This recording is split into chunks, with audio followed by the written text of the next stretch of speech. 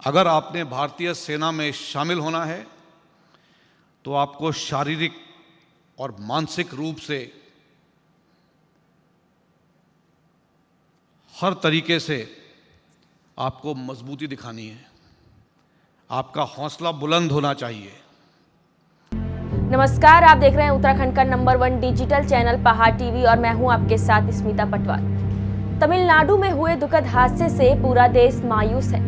Helicopter crash में chief of defence staff Bipin Rawat समेत सेना के कई सीनियर अफसर शहीद हो गए।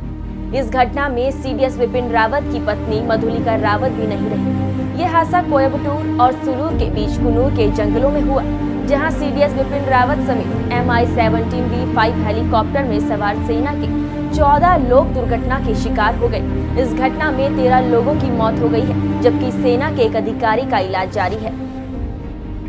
जनरल बिपिन रावत भारतीय सेना के 4 सितारा जनरल थे, जिन्हें 30 दिसंबर 2021 को भारत के पहले सीडीएस के रूप में नियुक्त किया गया था। उन्होंने 1 जनवरी 2020 को पदभार ग्रहण किया। वे देश के पहले ऐसे अधिकारी थे जिन्हें देश का पहला चीफ ऑफ डिफेंस स्टाफ बनाया गया था। इससे पहले ये पद आज तक किसी को नहीं मिला था। Chief of defence staff general Bipin Rawat का जन्म उत्तराखंड के पौड़ी में हुआ था। उनके पिता लक्ष्मण सिंह रावत ने भारतीय सेना की सेवा की और लेफ्टिनेंट जनरल के पद तक पहुंचे। उनकी मां उत्तराखंड के उत्तरकाशी के एक पूर्व विधायक की बेटी थी। उन्होंने अपनी औपचारिक शिक्षा देहरादून के कैम्ब्रियन हॉल स्कूल और सेंट एडवर्ड स्कूल शिमला में प्राप्त की और राष्ट्रीय रक्षा अकेडमी खड़गवासला और भारतीय सैन्य अकेडमी देहरादून में शामिल हो गए, जहां उन्हें स्वॉर्ड ऑफ ऑनर से सम्मानित किया गया। वे Defence Services Staff College Wellington और यूनाइटेड स्टेट आर्मी कमांड में हायर कमांड कोर्स और फोर्ट लिवेनवर्थ कंसास में जनरल स्टाफ कॉलेज से भी स्नातक थे। उन्होंने एमफिल भी किया। रक्षा अध्ययन में डिग्री के साथ साथ मद्रास विश्वविद्यालय से प्रबंधन और कंप्यूटर अध्ययन में डिप्लोमा, सैन्य मीडिया सामरिक अध्ययन पर उनके शोध के लिए उन्हें चौधरी चरण सिंह विश्वविद्यालय मेरठ द्वारा डॉक्टरेट ऑफ फिलॉसफी से सम्मानित किया गया। 16 दिसंबर 1978 को सीडीएस बिपिन रावत को 11 गोरखा राइफल की 5वीं बटालियन में नियुक्त किया गया था, जो उनके पिता लक्ष्मण सिंह रावत की इकाई थी। उन्होंने आतंकवाद रोधी अभियानों का संचालन करते हुए 10 साल बिताए और मेजर से लेकर वर्तमान सीडीएस तक विभिन्न सेवाओं में काम किया।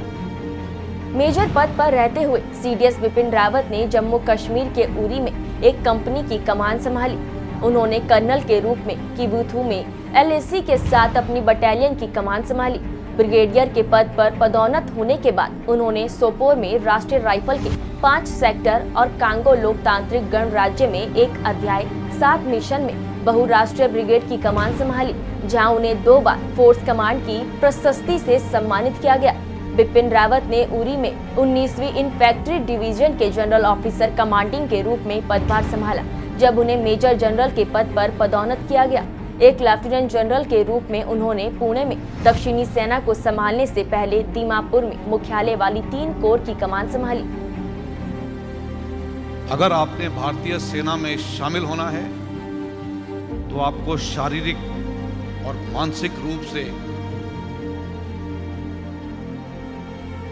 हर तरीके से आपको मजबूती दिखानी है। आपका हौसला बुलंद होना चाहिए। सेना कमांडर ग्रेड में पदोन्नत होने के बाद उन्होंने दक्षिणी कमान के general officer commanding in chief का पद ग्रहण किया। थोड़े समय के कार्यकाल के बाद उन्हें vice chief of army staff के पद पर पदोन्नत किया गया।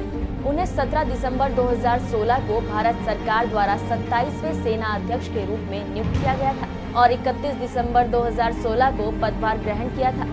उन्होंने भारतीय सेना के चीफ ऑफ स्टाफ कमेटी के 57वें और अंतिम अध्यक्ष के रूप में भी कार्य किया। आपको बता दें कि जनरल बिपिन रावत को नेपाल की राष्ट्रपति विद्या देवी भंडारी ने नेपाली सेना के जनरल के मानद पद से भी नवाजा था।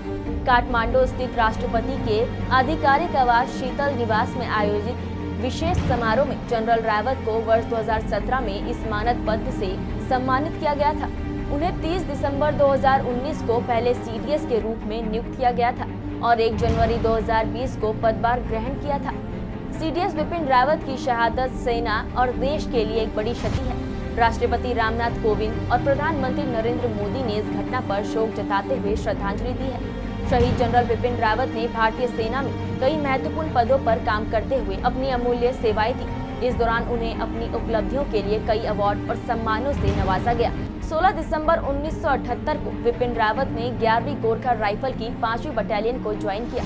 इसी यूनिट में उनके पिता भी थे। जबरदस्त युद्ध कौशल, उच्च क्षेत्रों में युद्ध लड़ने की कला और आतंकवाद से निपटने के लिए उनकी रणनीति और सूझबूझ के चलते सेना में उन्हें तेजी से तरक्की मिलती गई। मेजर जनरल बनने के बाद बिपिन रावत को 19वीं इन्फेंट्री डिवीजन का कमांडिंग ऑफिसर बनाया गया। लेफ्टिनेंट जनरल के तौर पर उन्होंने दीमापुर स्थित 3rd कॉर्प्स मुख्यालय का नेतृत्व किया। जनरल रावत ने डेमोक्रेटिक रिपब्लिक ऑफ कांगो में मोनस्को मल्टीनेशनल ब्रिगेड के 8वें चैप्टर की कमान संभाली, जहां उन्हें 2 बार फोर्स कमांडर की जिम्मेदारी मिली। सैन्य करियर में बिपिन रावत 1 जनवरी 2016 को साउथर्न कमांड के general officer commanding in chief बने। इसके कुछ महीने बाद ही 1 सितंबर 2016 को उन्हें भारतीय सेना का vice chief of army staff बनाया गया। 17 दिसंबर 2016 को उनके करियर का सबसे बेहतरीन दिन आया, जब उन्हें सरकार ने भारतीय सेना का सेना प्रमुख बनाया। जनरल बिपिन रावत देश के 27वें सेना प्रमुख बने और 31 दिसंबर 2019 को इस पद से रिटायर हुए। वह गोरखा रेजिमेंट से आने वाले तीसरे ऐसे अफसर थे जिन्हें सेना प्रमुख बनाया गया। जनरल बिपिन रावत को यूनाइटेड स्टेट आर्मी कमांड और general Staff college international hall of fame में शामिल किया गया था। जनरल बिपिन रावत को सेना में अपनी सेवाओं के लिए कई बहादुरी पुरस्कारों से नवाजा गया। इनमें परम विशिष्ट सेवा मेडल, उत्तम युद्ध सेवा मेडल, अति विशिष्ट सेवा मेडल, युद्ध सेवा मेडल, सेना मेडल, सामान्य सेवा medal, special service medal, operation पराक्रम मेडल, सैन्य सेवा मेडल समेत कई सम्मान प्राप्त हुए। कल भारतीय वायुसेना द्वारा भारतीय सशस्त्र बलों के चीफ ऑफ डिफेंस स्टाफ को मृत घोषित कर दिया गया। वे IAF Mi-17V5 हेलीकॉप्टर में सवार थे, जो तमिलनाडु के कुन्नूर के पास दुर्घटनाग्रस्त हो गया था। पहाड़ टीवी की ओर से CDS जनरल बिपिन रावत और सभी शहीदों को भावभीनी श्रद्धांजलि।